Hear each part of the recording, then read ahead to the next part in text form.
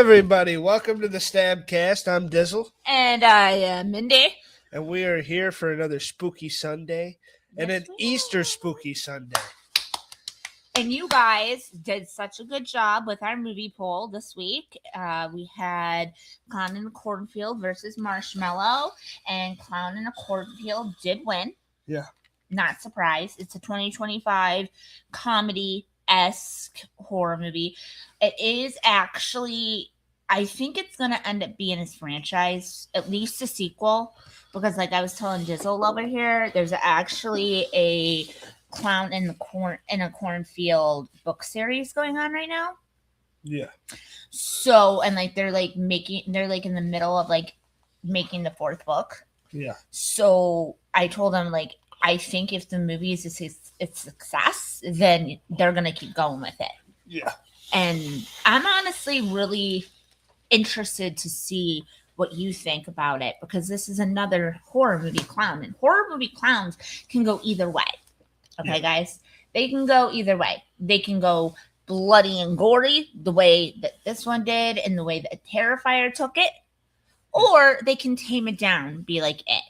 Yeah. But it wasn't really a clown. It was a demon dressed as a clown. Still, though. I agree. And I wanted to see how you felt about that, because now we have a new clown in the horror series. Movie? About the clown in general. I enjoy the Friendo. Yeah, the Friendo. What do you think? I like him. You like him? I like him. He's kind of creepy, right? Yeah. Yeah. Yeah, he's super creepy, and especially because there's multiple versions of him.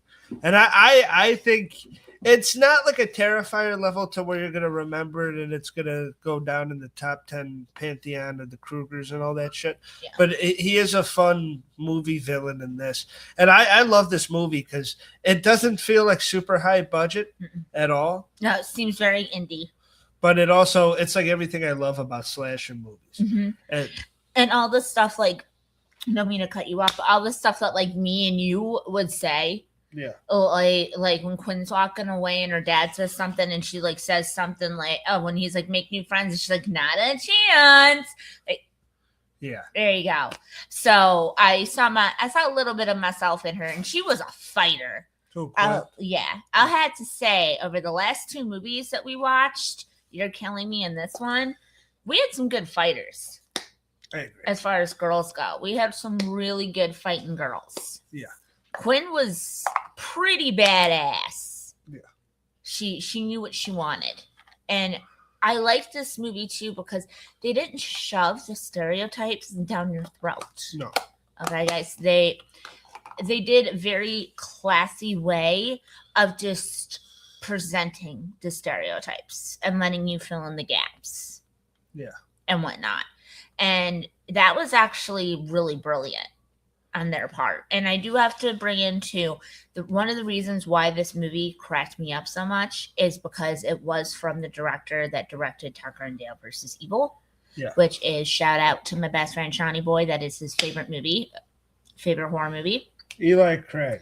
Eli Craig is his name.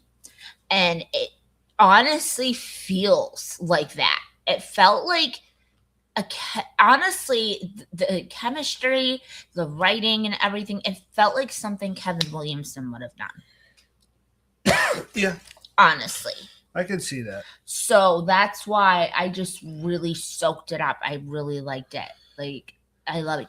The kills were really brutal. Well, it starts, there's a couple things that it's got going for it, and one of it is a charming cast. Absolutely. Because a lot of these things, it's either you have like people that get along and it seems like they'd actually be friends and talk to each other, or you have like a bunch of soulless, just people that are ready to die. Yeah. And this one leaned on the first one. I really thought that the cast all gave a great performance, especially the two leads. Quinn was pretty good, but I like Cole. Cole, I thought, was a great performer, and Cole and Rust. Oh my god. Yeah. And I thought them being gay didn't feel forced at all, and I thought that it worked within the fines of the movie, and I was like rooting for him. Mm-hmm. And I liked it at the end, and we're from Newfane, so Russ is a hunter and shit, and like a redneck kid. So of course we're rooting for him. Yeah, Well, I didn't think he was fucking cold though. No. I started to kind of when he didn't want to bang her. Mm-hmm. I like went to Google because I didn't hear what he said when he's like, "Can I have another beer or something?" And I even turned on captioning. I put volume to 90 on the TV. So what about another beer? I was trying to I was like, what did he say to make her run off like that? And then I was like, oh, he's gay. Like, okay, that makes sense. So you cheated. Yeah. Okay. Well, no, I didn't cheat, but I didn't find out he was gay from that. It didn't tell me. And I just kept watching the movie. It's like, oh, he's gay. Mm. And it doesn't feel like it's like just thrown in there to throw it in there. It feels like him and Russ have an actual like nice relationship, and they like It's a care very about each other. natural relationship that they have with each other, and you can tell that it's not forced, and you can tell that Cole is very just on the fence with how he feels, and Rust is very cemented in how he feels. Well, I feel like that's how and they didn't like do it too much. Like it just showed up like towards the end of the movie to where it was that, but it was like two of my favorite characters in the movie just ended up, they just so happened they were fucking. And I love Quinn. Fun. I love Quinn when they kiss each other. Oh. No, because like she realized at that point that like he was gay. Well, remember she was like, "This is such a confusing night." Oh yeah, had me dying. Quinn's my only. I thought she was good, and she was a damn good final girl. She had some really good quirky lines. Like that's a lot of fucking friendo. Yeah, that's a lot of friendo. I enjoyed her, and I really did. But there was some facial expression. She was trying some shit as an actor in this, to where there was sometimes where she'd just be like, ah, and just like kind of go crazy with her facial expressions. And other times, I do think she was good, and she like understood the assignment and played the character right.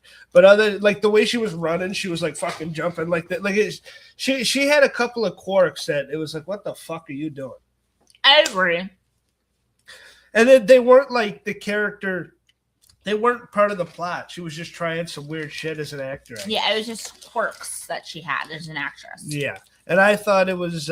She still did a good job though, and like she was a. I think lead. All of them were entertaining. Honestly, I really liked the one girl. What's her name? Jennifer.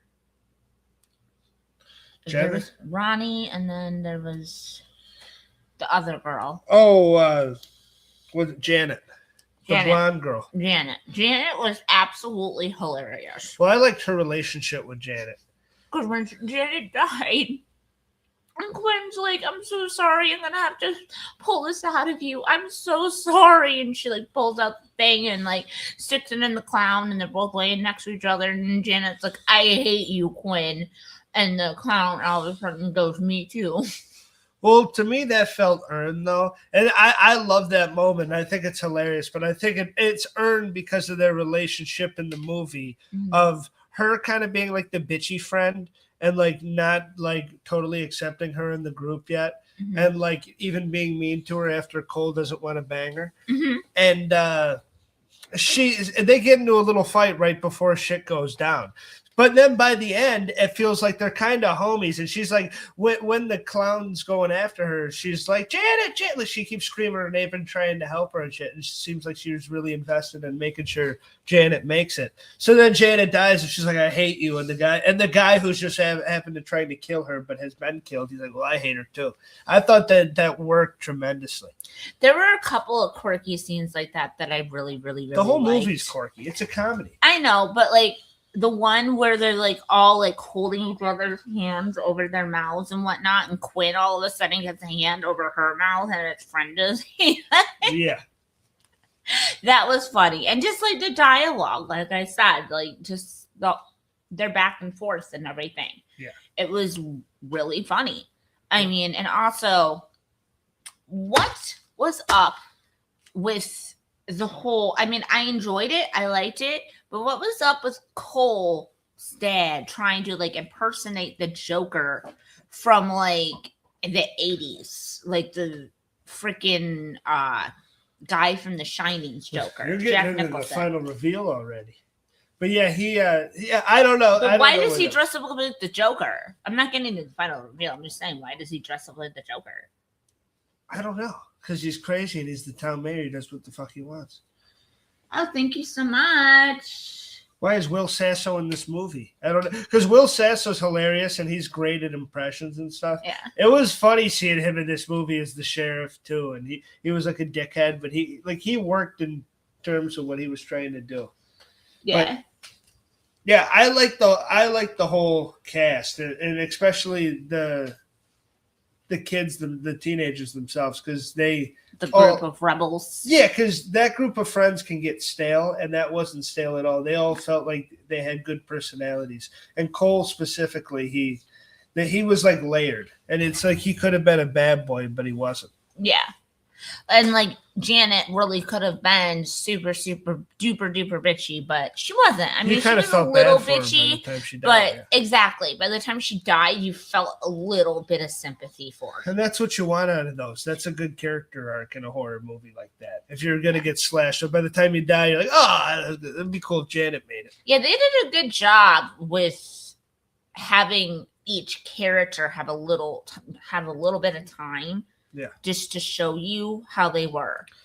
Except for Matt. Matt, we didn't really get that much time with. The one who got his head chopped off. Yeah, he just got to like look like a young fucking Rob Lowe for a little bit and be handsome as shit and then get his head fucking snatched off. Exactly. But he got a little bit of something, but not too much. And yeah.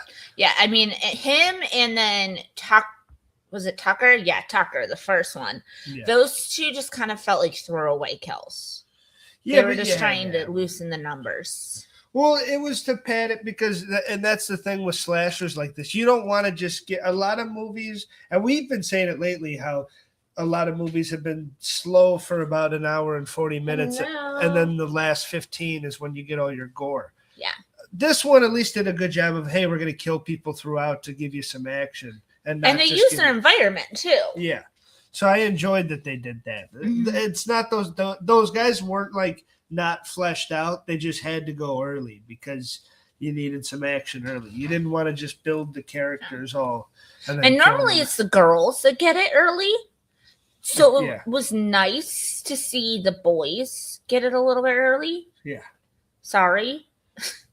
I do think that was kind of refreshing. Well, that's why the girls got to show more personality. Yeah. And I like her friend, Jenny. too, Janet's friend. Jenny. Is that Jenny? Not Jenny. Ronnie. Yeah. Ronnie was hilarious because she had Matt's head. When they do the... She's like, oh my God, they made a plaster of Matt's head with some fake blood. And she's playing, and when Quinn's like, oh, I can't find the pulse. What are we? They're really dead. And then the blood squirting out her face. And she's like, oh! That is not corn syrup. She throws the fucking... It was just... That was hilarious. They all got to, like, show their personality. So when they did that, like when she's doing those turn, and I love that cornfield chase because it's really like riveting, and you're like, oh, I hope they make it out. And when she jumps into a fucking chainsaw, pretty much, you feel bad for her. Yeah. When she turns the corner and into this saw. Poor thing. She didn't stand a chance. Yeah. And like even when they got to the house that they were trying to get to, because they were being hunted, and then once they got to the house that they were going to, it turns out that they were bad people as well. Like all the older people in the town were in on this shit. Yeah. Like it's kind of like Children of the Corn, but take out like the Christianity of it and the children being the antagonist. The bad guy? The bad guys. That's the antagonist, yeah. The antagonists, and then switch it around, take the Jesus out, take the children out for the antagonist, switch that with the adults as the antagonist, and then you have this movie. And I have seen it done a little bit before, but they did a really good job of just showing the disgust that these adults had for the children. Yeah, but because they did such a good job at that at the beginning, it gave it away. I knew 20 minutes in that the adults were behind it. Yeah, it gave it away. Over. I didn't know that it was as deep. Like, I didn't know that the teacher that they made fun of would be in on it and stuff. It was funny, though. And the store clerk. The one who had his dating profile on the... The store clerk was a weird one too. A chubby dude. He was hilarious. He's like, I like this better than my day job. And Quinn's like, you're better at it too. And this girl, she's mouthing off to these people and she's getting like cattle prodded. Like every like 2 or 3 sentences. Like, oh my God, girl. Damn. My favorite one-liner of her, or when she's in the car, like trying to drive. Oh, yes. When Dad tries to teach you how to drive stiff chick, you listen. When your father offers you to drive stick, you fucking let him do it. Yeah, it was that was a funny line. That was great. And then they end up getting in another car that has a stick, and she's with her father, and she's like, Dad, you're gonna have to do this. And he's like, no, I'm too hurt and we don't have enough time. Yeah. You got to do it. And then the dad was amazing as they were pulling out and whatnot. They see one final friendo. And his father and everyone's like, oh my God, we gotta run. And he's like, no, we're done running. Punch it, Quinn. And she slammed on the gas and took out the sheriff. Yeah. In a bloody massacre. I enjoyed it. Yeah. I really enjoyed the gore. I thought the gore and the kills is what kind of made the movie. Well, and I don't want to get off the dad that sounded weird. But I not that I would like to stay on top of the dad. Oh my God, we have a viewer. Oh, okay, sorry. Well, sorry. Hopefully that's not the dad. But he was a great character. I do want to say that he was an understanding father who wasn't mean to her the whole time, and even though she was being a pain in the ass. Thank you. He had a reasonable argument the whole time. And that's why I like not only were the characters fresh and everything, but the script is like cool and hip.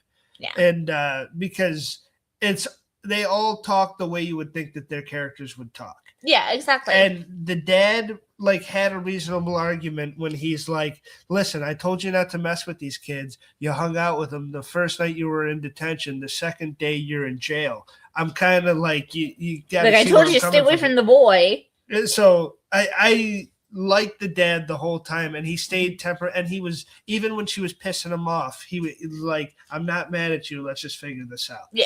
And that's cool that there wasn't any, they didn't have to rely on a fucking daddy-daughter issue. Exactly. There wasn't a hostility towards the mourning, honestly, because their mother did die, and that's why they moved. But honestly, the movie wasn't centered on that, and that's why I think it made it so good. There was one scene where they fought, and she was calling him selfish. Exactly. One scene. Exactly. And then she brings it up in another scene to Cole. But other than that, they do a really good job of not making this into a grief piece. Yeah. Because it really, honestly, could have been a grief piece. Yeah, a grief piece. Very, very, very. You just like me saying grief piece. Grief piece. It's gonna be the same thing now. But it just had a way of turning the narrative around and making it more about the survival of the characters, not even physically, but emotionally. Yeah. Too. Yeah, that's true. That's a good point. And a great horror movie is when you want to see the characters survive. And Quinn is someone that I was rooting for. And there was times that were spotty that even had me, when her and the two girls were in the cornfield, her, Ronnie, and Janet are hunched over, and then something grabs her, and you see it slowly, its hands around her. I'm like, is she cooked? Or are they gonna pull one of those where they kill the main character? Because I love shit like that. Even though I didn't want that to happen, I was rooting for her. Oh. But she hit him with a fucking rock and kept going. Thank you. Because when in doubt, hit him in the face with a rock. Yeah, when in doubt, rock face. Rock face. Rock face. Not Dwayne Johnson either. No. Real rock. No. An actual rock. Like how Amanda Seyfried took out. No, not Amanda Seyfried. The girl from Euphoria, Sydney Sweeney, took out her baby. Yeah. Immaculate with an actual rock. Dude, that was crazy. Really that was a crazy reference. We need to stop. But I really do. I enjoy this. What's your favorite kill? Oh my God. It was so hard because there were so many good kills. That's the thing. There were so many good kills. There was so much good gore. It was like a chef's kiss. And this was made on $1 million and it made 13. So that's a success right there. For a low budget horror movie. That's Good job. Good job. Good job. Oh, thank you. What's your favorite kill? My favorite kill would have to be. I actually wrote it down. I got it written down, guys. I got it written down. I'm not fucking around. I got it written down. Hopefully you didn't take mine. Okay, so my favorite kill was actually Janet. Okay. Because I thought it was just really funny the way that they did Janet. It was hilarious. I thought that Janet's kill was just over the top and really funny and kind of like tuck her down. Yeah. Well, and like I was saying earlier, I enjoy it on another level because it could have just been a funny moment, but it's a funny moment that also feels earned because of Janet and Quinn's relationship throughout the movie. So it would make sense why she would be like, fuck you. Even though it was kind of even said in a friendly way, and I think like they're cool even like because she told her, she's like, I'm so sorry. I'm going to have to take this out. I'm so sorry. Yeah. So I think they were like, they're still friends, even like with Diamond. I like that her last words were fuck it. It was funny that dude was next to her to say it too. Absolutely. My favorite kill has to be the taking out of the bad guy and Will Sasso getting the cattle prod to the throat. Okay. Because that shit was pretty fucking awesome. And I still want to know why he dressed like Jack Nicholson's Joker. That's the other one. His dad. That's Cole's dad. Yeah. Will Sasso's the fat sheriff. Oh, the sheriff. Yeah. The way that he splattered up against the screen. That was amazing. The cattle. Yeah. When she just, that was a badass moment from Quinn when she's just like, fucking get in the throat. Yeah. That was good. It was cool as fuck. Yeah. That was good.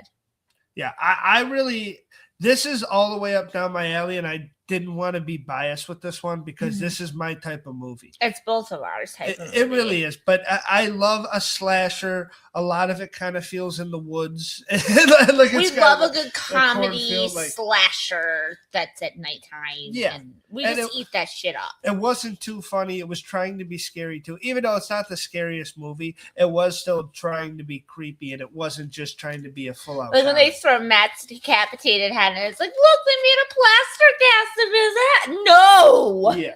And that's the best way to do movies like this is to sprinkle in the comedy with funny lines and shit. Exactly. Instead of just trying to do bits. Yeah, I completely agree. And they kept the energy throughout the entire movie. It kind of reminded me of how they tried to do bodies. Yeah. But they didn't get it that... Yeah, but they didn't get it that well. Yeah. I would say that this movie did it a little bit better. Just a little bit. They're both funny, but this one's creepier. This one is creepier and kind of a scarier movie, whereas Bodies is like an outright comedy. Yeah.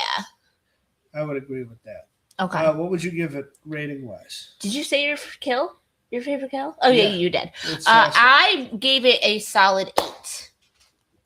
I wouldn't put it any higher. I wouldn't put it any lower because I really feel like it was just a solid 8 movie. Yeah. It was one of those movies that you could sit down and watch multiple times. I have watched it multiple times at this point. Me too. It's something that you can sit down and watch with friends, and you don't have to like be obsessed with like keeping your eyes on the screen. It doesn't really matter. Yeah. So, solid 8. All right. Like I said, I'm trying not to put a bias. Oh, and it's lighting. They had good lighting. Yeah. Well, before I found out that dude was gay, I was going to do a Daniel's hearing corner because, like I said, I had to turn up the volume and put on the closed captioning to hear. Because I thought he says so. Because the way she looked, I get it now because she just looked like He's that. He's like, can we go slow? That's what was going on. Even slower and slower. And then, slow. Like, I mean, can we have another beer? And then she's like, all right, this guy doesn't want to fuck me. But to me, I'm like, I thought he said something crazy. And that's because her face was like, oh, he doesn't want to fuck me. Like, it felt nuts. So I thought he said something nuts. But no, he didn't. No. But so I didn't have to do the hearing corner. Okay. But the lighting was all right. I'm going to give this a 9 too. Okay. Because I'm biased towards this type of movie. I love a low-budget slasher that can do the slashing well. And the kills felt like there was money poured into them, even though there wasn't. The effects were great on it. I thought the acting was fantastic. It did not feel like low-budget actors. It felt like big-time performances from people that knew what they were doing.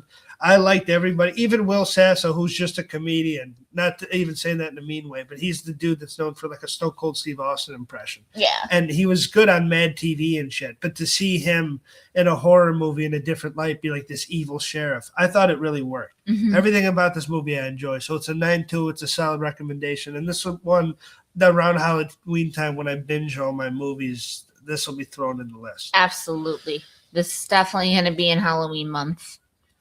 Definitely. I mean, and Halloween month starts in September for us. Yeah. But that's just because we have so many movies that are in it. So if we actually did one by one, we'd be screwed. We'd be screwed. So, yeah. That I mean, we already have 7 screams. 7 screams now to go through. That happens. 7 screams. 7 screams. And that's just because we cut out watching the series. We were watching the series, yo. We were actually like dedicated. We were watching the series. We were watching the movies. Yeah, I can't do that series though every year because it's can't. not that good. No. It's bad enough having to do fucking Scream 3 every year. Yeah. Scream 3 is bad enough. Scream 3 is bad enough. All right. Well, you ready for the poll? I'm ready for Daniel's poll. So you guys, today, Daniel is going to be deciding our poll for this upcoming week for this next Sunday. So, Daniel, what you got? All right. I don't think we've done this yet. Okay. I'll tell you if we have. You tell me if we have, and don't try to like make me look. Don't be like, duh. All right. Okay, got you. Have we done Don't Move? No, I don't even know what that is. All right. I know what Don't Breathe is, but we haven't done it yet. It's about a grieving mother who faces abduction by a man who pretends to be her rescuer. She fights to reclaim her power and discovers her will to live through the turmoil. Okay, so Don't Move. Don't Move versus Constantine. Versus Constantine. Keanu Reeves is the DC character that fights demons. Guys, help me. No, you're gonna love it. Don't make it Constantine. Make it Constantine, everybody. I have gone 36 years without having to see that movie. No, you're gonna love it. He's a demon. He smokes a lot of cigarettes, and it's cool. And he fights demons, and he's dope. I love the fact that this is what he comes up with. He smokes cigarettes. And you said demons. I get to choose this one, and it's like you do. Okay, so it's Constantine versus what? Huh? Constantine versus. I was gonna say Don't Move, but now I'm gonna go Resident Evil 1. Resident Evil 1. Okay. Okay. Resident Evil versus Constantine. Okay. I think we got a solid match here. So Resident Evil versus Constantine. And we'll put that up as a video for people to comment on. Absolutely, and you guys will be able to vote just like you did last week and whatnot, and give us a little bit of information and feedback and how you guys want to do this. Make sure to give us a big old like and a subscribe. Make sure you follow us on the TikTok. Thank you everybody on the TikTok for all your likes, your presence, your love. Thank you all so much. Happy Easter to everybody. Easter. And hooty-hoo! Hooty-hoo. Banicula. It's a vampire bunny. Oh, no.